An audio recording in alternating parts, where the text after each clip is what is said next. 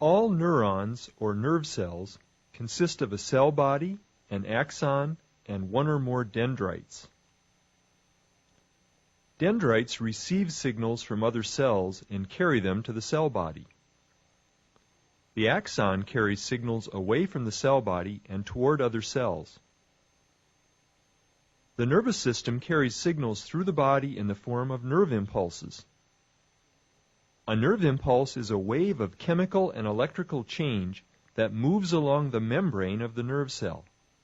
Between impulses, the membrane is said to be in its resting state. In the resting state, the inner surface of the nerve cell membrane has a more negative charge, and the outer surface has a more positive charge. This difference in electrical charge across the membrane is called the resting potential. When the nerve is stimulated, channels in that area of the membrane open and sodium ions, Na+, flow into the cell.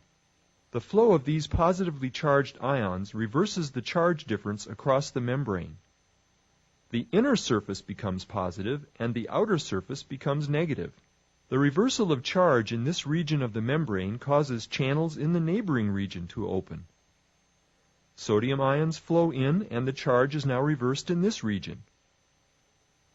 As gates open in one region after another, the nerve impulse moves along the membrane.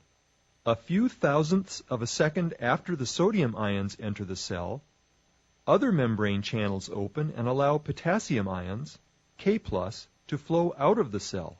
This outflow of potassium ions restores the membrane to its resting potential. This reversal of charge, followed by restoration of the resting state, is called an action potential. Action potential is another name for nerve impulse.